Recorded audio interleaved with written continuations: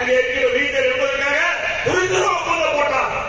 எங்களுடைய ஆட்சி திறமையான ஆட்சி என்பதற்கு சான்று இதை விட என்ன வேண்டும் ஸ்டாலின் அவர்களே?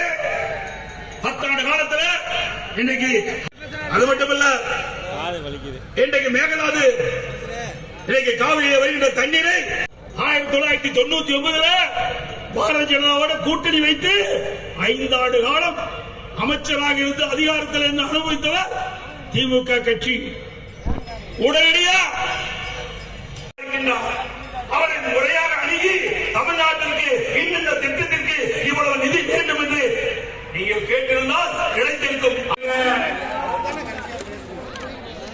தேசிய முற்போக்கு திராவிட கழகத்துடைய பொதுச் செயலாளர் மதிப்புக்கும் மரியாதைக்குரிய திருமதி பிரேமலதா விஜயகாந்த் அவர்களே,